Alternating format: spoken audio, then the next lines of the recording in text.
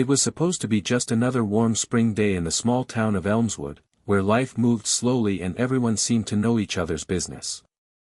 But what unfolded that afternoon would change the lives of several people forever, especially a girl named Emily Hartman and a single father named Caleb Rivers.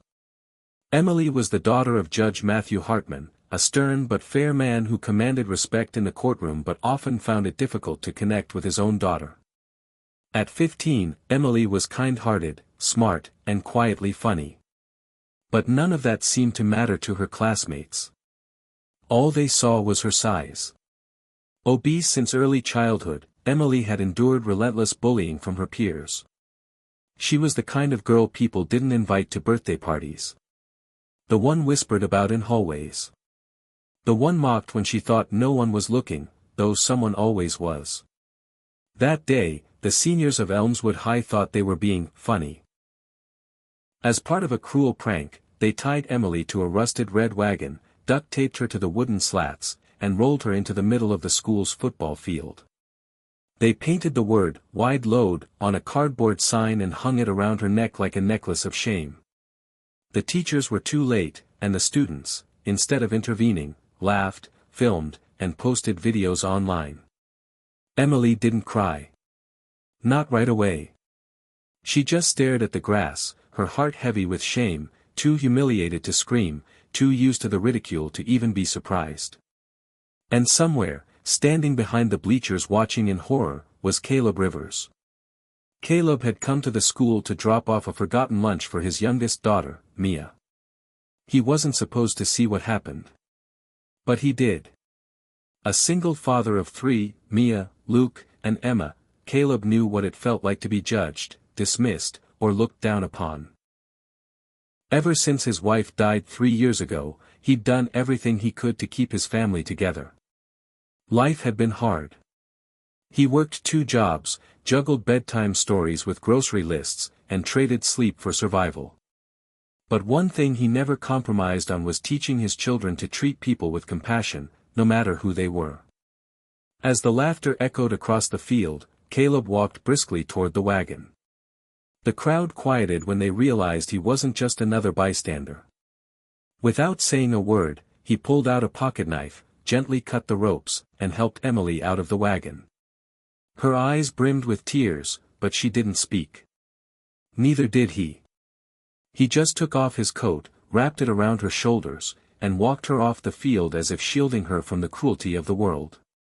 That image would later go viral, a grainy photo of a tired, rugged man helping a weeping girl from a wagon, while hundreds stood frozen in their shame. But what happened afterward wasn't captured on any camera. Caleb drove Emily home that day. Judge Hartman wasn't home yet, so Caleb made her tea and sat with her on the porch. They didn't talk much, but there was something about his quiet presence that made Emily feel, perhaps for the first time, safe. When the judge arrived and saw Emily with Caleb, he tensed up. "Who are you?" he asked, confused and defensive. "I'm the man who untied your daughter," Caleb said softly, but firmly. "I thought you'd want to know what happened."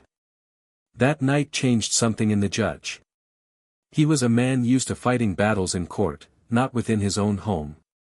But seeing his daughter so broken, so humiliated, and the stranger who stood by her, made him reflect on how blind he had been. Emily needed more than rules and expectations. She needed love, connection, and someone who believed in her, not despite who she was, but because of it. In the weeks that followed, Caleb's daughters invited Emily to dinner.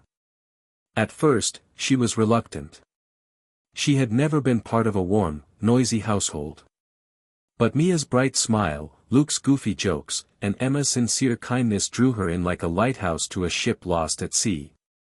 Emily began spending time at the Rivers house. They welcomed her with open arms, no cruel stares, no whispered judgment, no condescension. Just family. Real, messy, beautiful family. She helped Caleb cook, read bedtime stories to Mia, and even tutored Luke in math. The bond between them grew, slow and quiet like spring snow melting into the soil. It wasn't long before people in Elmswood began to whisper again, not with cruelty this time, but curiosity. Why was Judge Hartman's daughter always at that poor man's house? Why did she smile now, her shoulders a little straighter, her eyes a little brighter? The transformation in Emily was more than physical. She started walking in the mornings with Caleb and his kids. Not to lose weight, but because it felt good. She began speaking up in class, joining the debate team, and eventually, running for student council. Her voice, once buried under years of shame, had found its strength. But the biggest shift came one rainy evening at the town hall meeting, where the school board was discussing the incident and the future of disciplinary action. Many parents wanted the prank to be brushed aside as a harmless joke, claiming boys would be boys, and teens would be teens. Caleb stood up to speak. With Emily beside him, he told the room exactly what he'd seen. Harmless jokes don't leave scars that last a lifetime, he said, his voice steady. What happened to Emily isn't about teenage mischief. It's about cruelty. And if we let this slide, we're telling every kid in this town that it's okay to laugh at someone else's pain. The silence that followed was thick, heavy. And then, slowly, people began to clap. The school issued suspensions. Mandatory counseling sessions were started. Anti-bullying programs were implemented. But more than that, the town began to change. People noticed more. Spoke up more. And kids like Emily? They weren't invisible anymore. Months passed. Emily thrived. And so did her bond with Caleb's family. Judge Hartman, once skeptical and distant, began to spend more time at the Rivers home, sometimes for dinner, sometimes just to talk. He saw how happy his daughter was there. And one day, over coffee and awkward conversation, he said something to Caleb that surprised them both. I used to think being a good father meant protecting my daughter from the world, the judge said, looking at his hands. But maybe it also means learning from the people who show her what love really looks like. Caleb didn't say anything. He didn't need to. By the end of that year, Emily gave a speech at graduation. She stood on stage, a little shaky, but proud.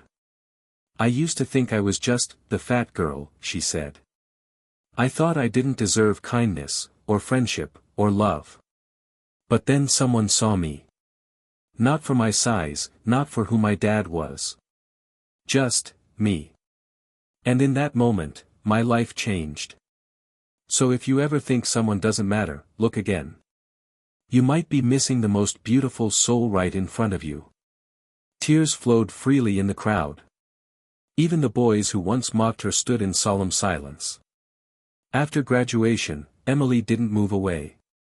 She stayed in Elmswood, working with kids who struggled with bullying and self-esteem. She became a symbol of resilience, compassion, and quiet strength. And every Sunday, she could be found at the Rivers home, helping Caleb cook, playing board games with Mia, and sipping tea on the porch. One crisp autumn morning, Judge Hartman visited Caleb again. With shaking hands, he handed him a small box. Inside was a ring, simple, elegant. I know this isn't how things are usually done, the judge said, smiling softly. But I see how much my daughter loves your family. And I see how much you love her. If you ever decide to ask, you have my blessing. Caleb didn't answer right away. He just looked toward the window, where Emily and his kids were laughing in the backyard, as if they'd always belonged to each other. Sometimes, the world changes because of a protest.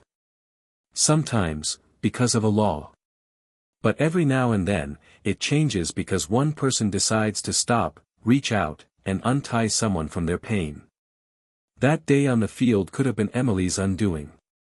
Instead, it became the beginning of a story about love, kindness, and the extraordinary power of seeing someone, truly seeing them, when no one else will.